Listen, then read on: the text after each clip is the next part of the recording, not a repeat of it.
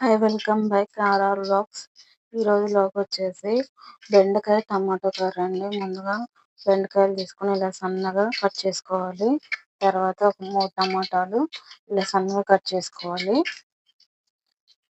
తర్వాత ఆనియన్స్, కొంచెం కరివేపాకు, కొంచెం కొత్తిమీర. ఇప్పుడు ప్రాసెస్ చూద్దాం. ఇప్పుడు ప్యాన్ పెట్టుకొని అందులో ఆయిల్ వేసుకోవాలండి, మన కర్రీకి సరిపడినంత. ఇప్పుడు ఆయిల్ వేడయ్యాక పోపు దినుసులు యాడ్ చేస్తున్నాను.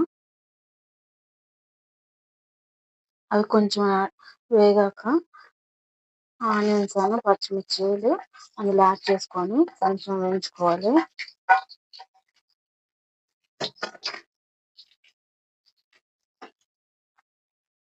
ఇప్పుడు సగం వేగిన తర్వాత ఆనియన్స్, ఇప్పుడు బెండకాయలు అయితే యాడ్ చేస్తున్నాను.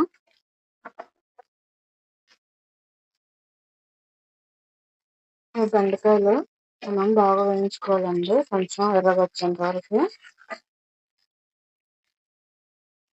మనం మధ్యలో ఇలా కలబెట్టుకోవాలండి, లేదంటే బెండకాయలు అనేది అడుగంటుద్ది. మనము బెండకాయల మీద మూత పెట్టకుండా వేయించుకోవాలి. మూత పెడితే ఏంటంటే బెండకాయలు జిగురు వచ్చేసి గజురులాగా అవుతాయి.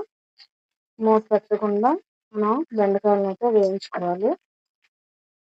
ఇప్పుడు మనకి బెండకాయలు అనేది 50% పైన మనకి వేగినాయండి. ఇప్పుడు మనకి టమాటాలు యాడ్ చేసుకుంటున్నాను. ఒక 3 టమాటాలు కట్ చేసుకొని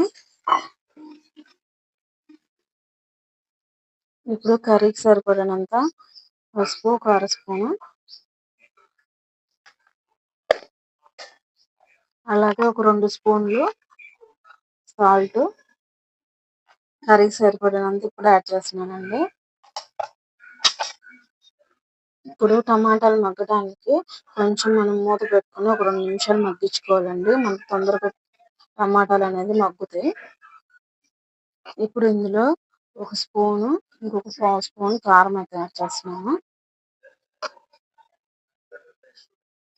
ఇది హోమ్ మేడ్ ఎండు మసాలా అండి, నేను ఇంట్లో తయారు చేసుకున్నాను. ఇది ఒక 2 స్పూన్లు అయితే యాడ్ చేస్తున్నాను. ఇంకా అంతేనండి, ఇంక మసాలాలు ఏమి యాడ్ చేయను. సింపుల్ అండ్ టేస్టీ మనకు బెండకాయ టమాటా కర్రీ చాలా బాగుంటుంది వేడి వేడి అన్నంలోకి.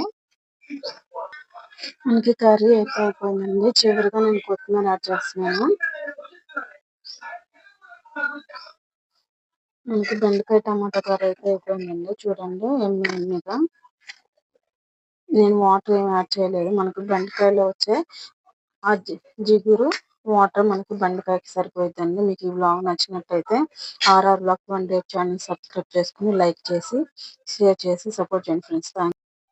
Hi welcome back RR vlogs. ఈ రోజు వ్లాగ్ వచ్చేసి ఎగ్ కర్రీ అండి. కొంచెం డిఫరెంట్ గా ప్రాసెస్ వచ్చేసి ముందుగా ప్యాన్ పెట్టుకుని అందులో మన కర్రీకి సరిపడినంత ఆయిల్ వేసుకుని వేడైన తర్వాత ఆనియన్ యాడ్ చేసుకోవాలి.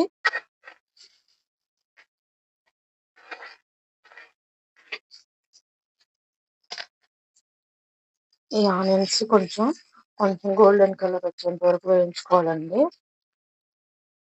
ఇప్పుడు ఇందులో ఒక 1/2 స్పూను అల్లం వెల్లుల్లి పేస్ట్ యాడ్ చేసుకోవాలండి. అల్లం వెల్లుల్లి పేస్ట్ పచ్చివాసన పోయేంత వరకు వేయించుకోవాలి ఆనియన్స్ లో. ఇప్పుడు ఇందులో కరివేపాకు కూడా యాడ్ చేస్తున్నాను.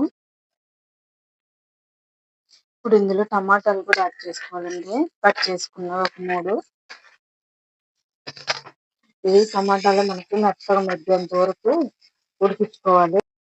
ఇప్పుడు ఇందులో పసుపు ఒక 1/2 స్పూన్ యాడ్ చేస్తున్నాను. అలాగే మన కర్రీకి సరిపడినంత సాల్ట్ పొడి కూడా యాడ్ చేస్తున్నానండి, 1 స్పూన్నర.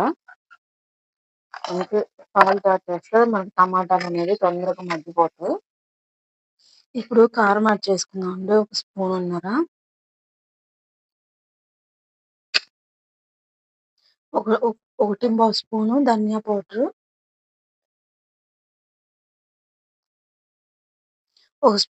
పావు స్పూన్ అంతా గరం మసాలా అండి. ఇవన్నీ బాగా మిక్స్ చేసుకుందాం. ఇప్పుడు ఇందులో ఒక చిన్న టీ గ్లాస్ అంత వాటర్ యాడ్ చేసుకొని ఒక పొంగు వచ్చేంత వరకు ఉంచుకోవాలండి. మనకి ఇప్పుడు ఇలా ఉడికేటప్పుడు మనం ఎగ్స్ బ్రేక్ చేసుకొని ఇందులో యాడ్ చేసుకోవాలండి. ఇలా ఇలా మనం ఒక 4 ఎగ్స్‌ని అయితే యాడ్ చేసుకుంటాను. ఇలా 4 గుడ్లు కొట్టుకున్న తర్వాత ఎమ్మటే కదపకుండా ఒక నిమిషం మూత పెట్టాలండి. ఇలా సగం ఉడికిన తర్వాత మళ్ళీ రెండో వైపు టర్న్ చేసుకోవాలండి ఎగ్స్‌ని.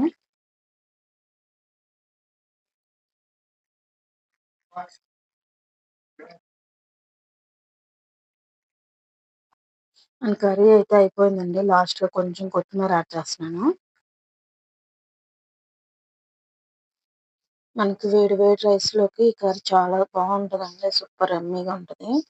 ఇలా ఒకేలాగా కాకుండా ఎగ్ కర్రీ అప్పుడప్పుడు ఇలా డిఫరెంట్‌గా చేసుకుంటే సూపర్ ఉంటదండి కర్రీ. మీకు ఈ వ్లాగ్ నచ్చినట్టయితే ఆర్ఆర్ వ్లాగ్ 28 ఛానెల్ సబ్స్క్రైబ్ చేసుకొని, లైక్ చేసి, షేర్ చేసి సపోర్ట్ చేయండి friends. Thank you for watching.